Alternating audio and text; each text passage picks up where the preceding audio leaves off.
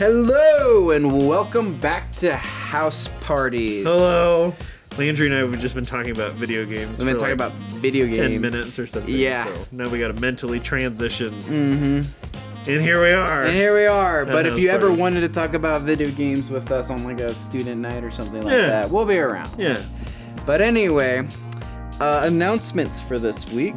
We had a wonderful student night. We did have a wonderful I'm assuming student we're night. recording this before student We're night. recording this a little bit Wasn't it wonderful? And any other announcements? No? I don't think so. I don't think so either. So this is a pretty quick one into slices. Yeah. Oh.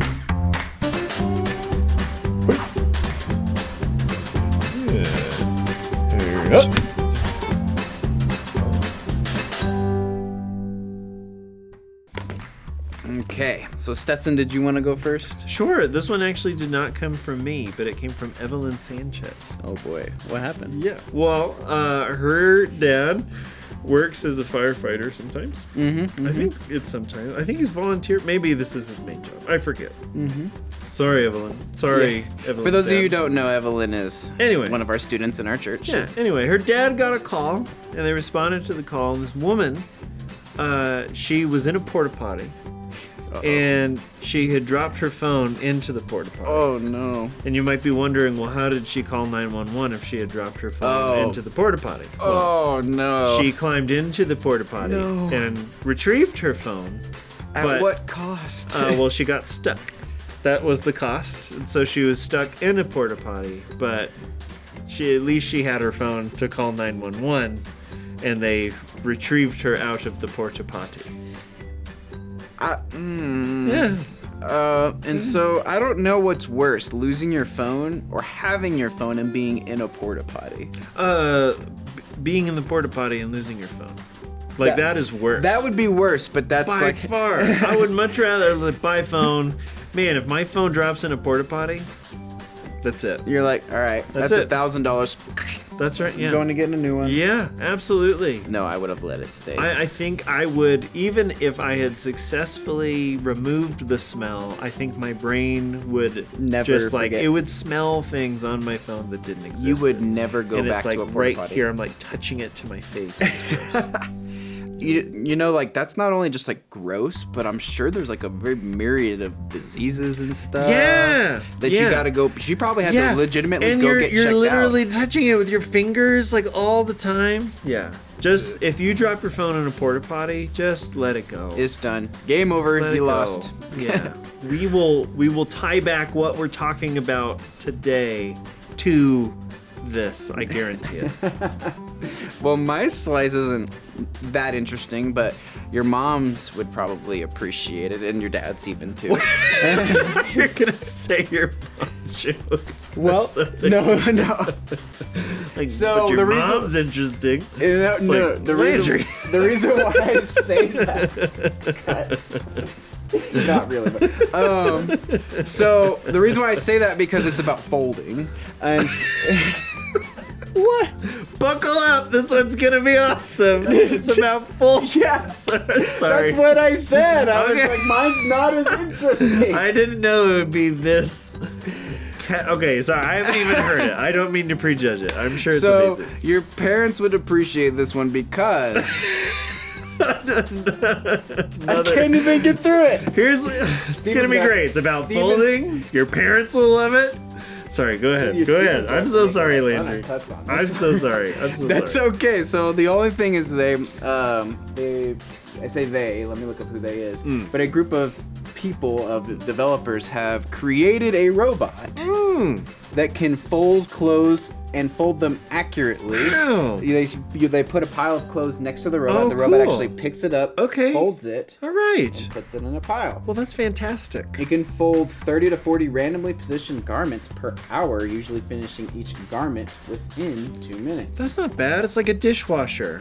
You can wash all the dishes in 10 minutes, but you put them in there and it does it in an hour. So this sounds kind of silly, like, because we bring up robot stuff because it's kind of interesting. You usually. always bring up but this could actually be a thing that in the near future is implemented in households. Totally. Just like these two little things that you put a stack of clothes in, and it just starts folding them into a nice, neat. Totally.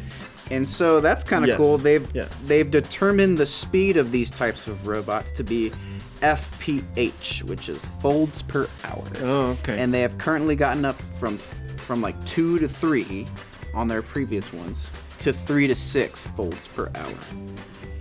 Oh, that's very slow. Mm-hmm. Yeah. And so, well, maybe they've gotten a little bit faster because earlier it did say that it usually finishes each within 2 minutes. So maybe that's old Yeah. metrics. Okay. Cool. Yeah. All right. Great. And so, so one day you might have a folding robot in your house. I would name mine Jeff. Yes. Good name for a robot. Jeff. Yeah, Jeff the folding robot. Yeah. What would you name your folding robot? Me? Yeah. I can't beat Jeff. Jeff's a pretty good one. Jeff is a good one. All right, well, that's it for slices. Yeah. I'm so used to like kids shows from home where I thought you looked at the cameras like, what would you name your folding robot? And then we do the weird silence like Yeah, on Dora the do the Explorer. Dora. What would you name your folding robot? Yeah. My kid is 3 and she still talks to Mickey when he asks questions, and it's like, That's great. yeah, that's good. All right, well, I think that was slices. Okay, that was slices. And so, transitioning into the series we're on, today we are actually wrapping this series up. It is titled Green Lights. And we've been saying that in the metaphorical intersections of life, when there's a decision to be made, what is the best way to see those signals at that metaphorical intersection where there's stoplights and go lights? How do we make the best decision, see the best signals, and move forward through them well? Yep. And so the first week, we talked a little bit about green lights. We told the story of Joseph from the Old Testament of the Bible. And if you don't remember and don't know, basically Joseph had a lot of hard situations come up. Yep. He continued to take what we called green lights, which were decisions that helped him move forward well. And we distilled his story and summed it up into 3 things that he did. He was honoring to himself. He was honoring to others, to other people, and he was honoring to God. Yep. And we determined that if you're not sure what to do in a situation, if you try to do those 3 things, you're more likely to take these green lights and move forward well. Then the second week, we talked about yellow lights, and Steven joined us. Yes. Thank Hi, you so much, Steven. Steven. Steven's right over here. We talked about yellow lights, and it was a long discussion about, okay, a yellow light, sometimes you need to keep moving to get through it because that's the safe thing to do. Sometimes you need to slow down. Yeah. And we equated that to like really hard decisions that like maybe you're using that green light methodology we just explained and you're trying to honor all those things, but you're like, both of these things are really honoring and good decisions. Sure. Like, what do we do? Sure. And the thing we came up with is sometimes when in these hard decisions, there is no greatest answer, but know that the Lord is with you and seek him and loves you and wants to be there with you in these situations. You used a verse that said he's always telling us the way to go. I don't remember it right now. Maybe Steven, if he remembers, can put it up here. It was Isaiah something. Yeah. It was a great verse about the Lord is a voice behind you, I believe. Yep. Great stuff. And then last week, which is technically next week, and when we're filming this, we're talking about red lights. And the key is that while red lights are frustrating sometimes, they're not our enemy. Yep. They're actually there to keep us safe. Yep. And so taking all of that together, we're going to title today's discussion, Driver's Ed. Oh, nice. Okay, cool. And so I'll go ahead and start with a story about when I was 15 and I was in driving school, which a lot of you guys have either been in or will be in, except for the few that got to skip it because you turned 18 and you just took a test or something like that. Oh. Yeah, I don't know I never did that. I took driver's ed. And in this driver's ed class, we had a teacher named Mr. S. And Mr. S was ridiculous. He would come in fancy Hawaiian shirts and flip-flops every day. Cool. He was always like talking very loudly. Nice. Every time a situation came up in the conversation of the class that was like scary or accident, he would like scream when it got to that point. So like, cool. Like one of the best teachers, but definitely like kind of out there. Yeah. And for all the crazy things he would say while teaching us about driver's education, he would say the same thing over and over and over and over and over and over, no matter what situation, no matter what kind of accident, no matter where or what or when or whatever the situation was happening in or where or whatever. Mm-hmm. He would always say the same thing. He would start with saying, first thing you do is you stay calm. Mm. He said, you're in a terrible accident and your car goes over a bridge into a lake. Very scary, but stay calm. You're not sure where to go because the snow is blocking your view and you can't see very clearly. Stay calm. Like, no matter what you do, stay calm. And then as I was thinking about that, I was like, is there a thing like that for this series? Like, no matter what kind of lights you're talking about or what kind of situations you're in, is there a thing that we can look to that, like, if you remember anything else, or nothing else, excuse me, if you only remember one thing and nothing else from this series, what can we point to look at that?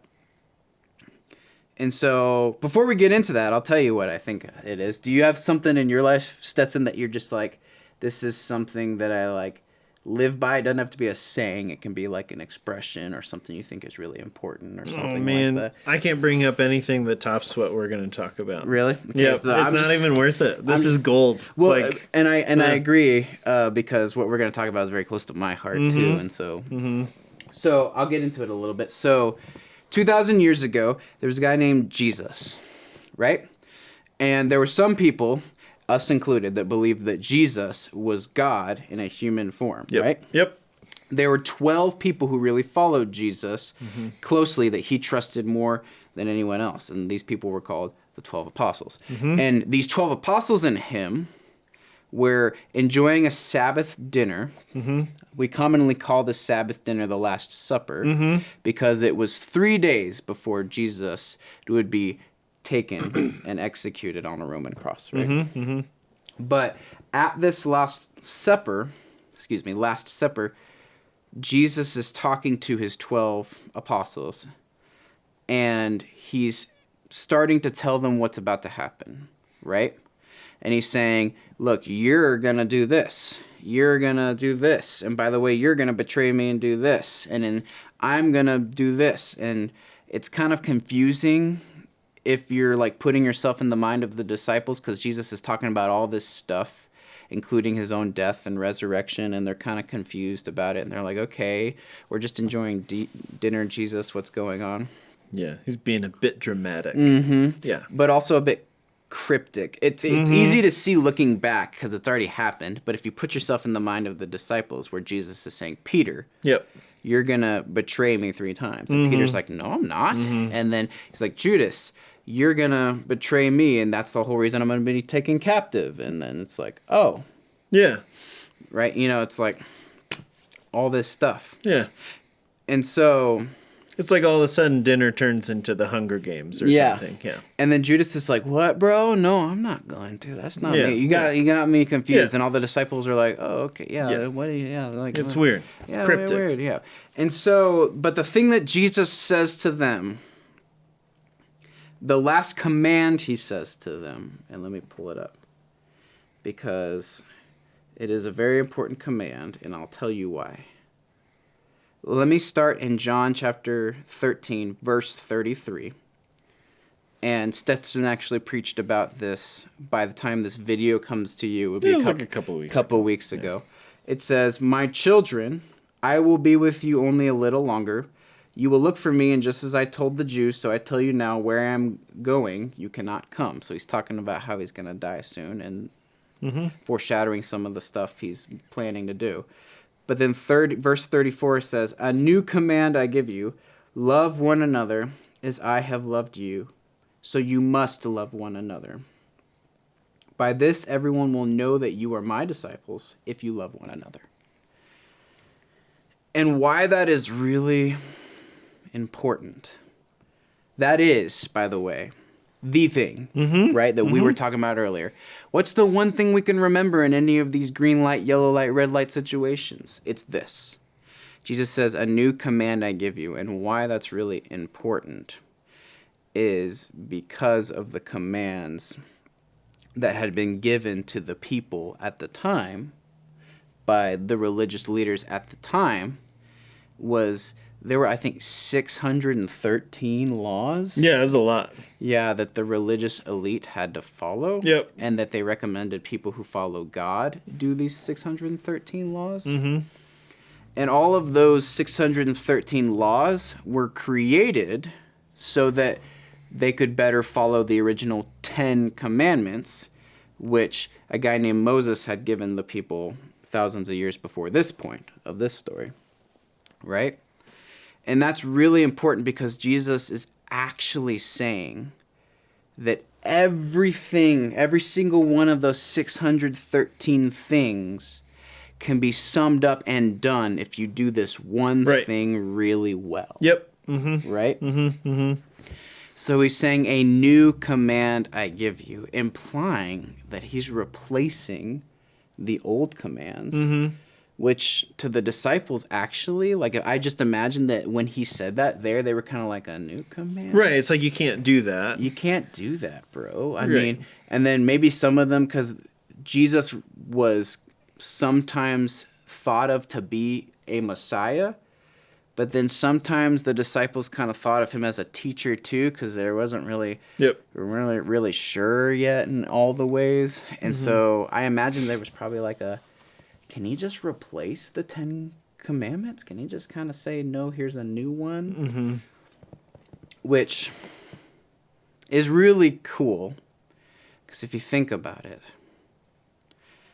that means that all things God asks of us must flow first through love and loving one another. Mm-hmm.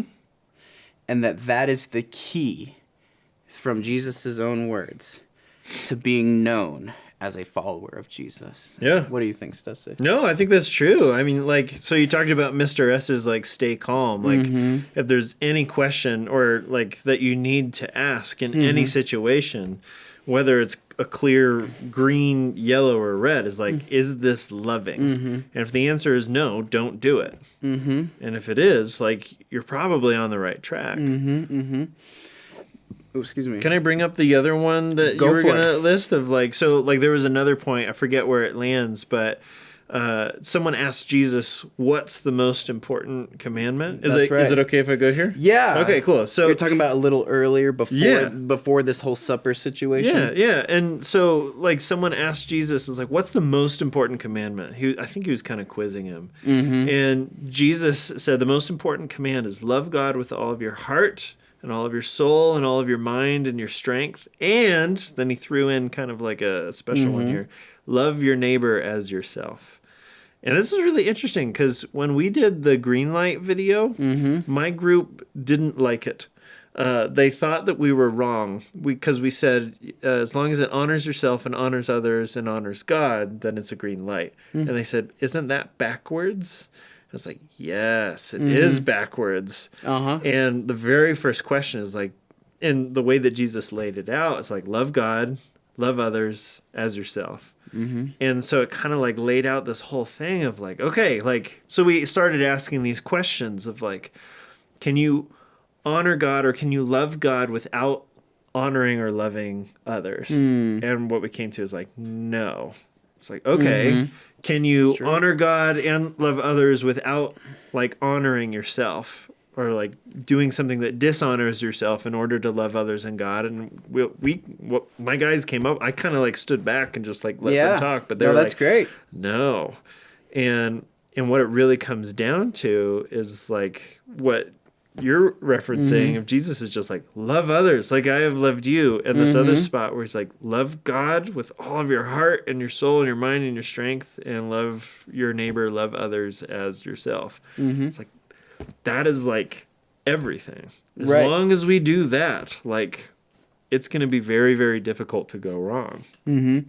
And that's actually really awesome insight, because honoring God is at the utmost importance. It's actually why I put it last.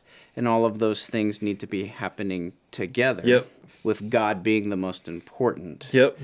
At the end. And so I suppose if it makes more sense, we could do honor God, honor people, honor self. No, you were going for the exact same thing, Yeah. but just kind of like, because it was the same way. It's like, well, if it doesn't honor ourselves, then why even ask if it like honors others? Because if it's dishonoring to us, like we're probably not heading in the right direction. Right. But if it is honoring to us, and if it is honoring to others, then it's likely this is honoring God. And then so it kind of like, I don't know, no matter which direction, whether you're going down or whether you're going up, it's like the same thing. But yeah. That's super introspective. Good job, guys. I know, they're incredible. That's amazing. I seriously just stood back and they figured it all out. It's amazing. And, yeah.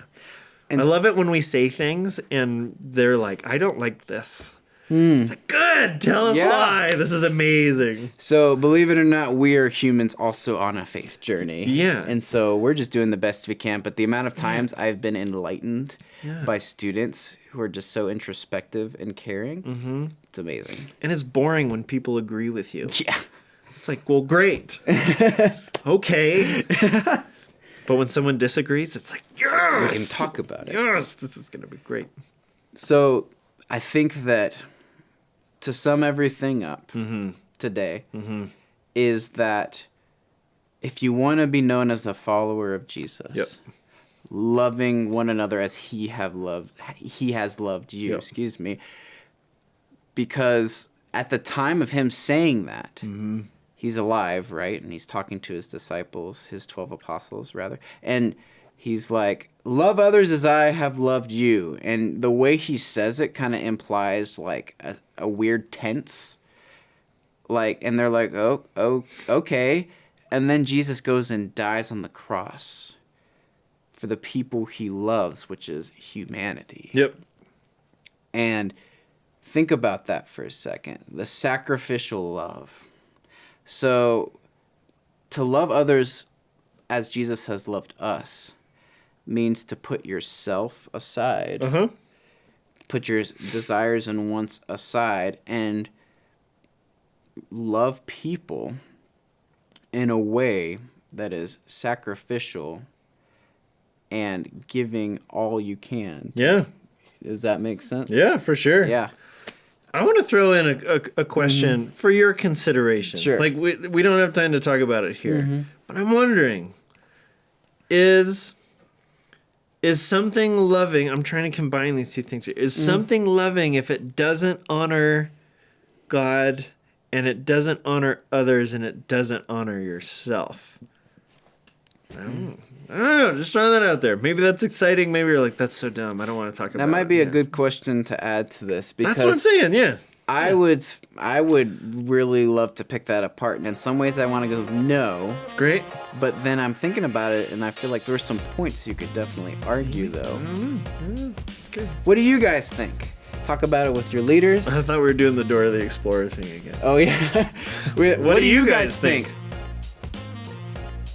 Great. Wonderful. I think that wraps us up for Green Lights, guys. And so thank you so much. We will see you guys in the next one. Bye-bye. The smell of this man's armpit was stuck in his nose. We hope your Christmas is okay. We hope it's okay. At least a 6 out of 10. Can I have an egg? Like, Sure. I can give you 1 scorpion.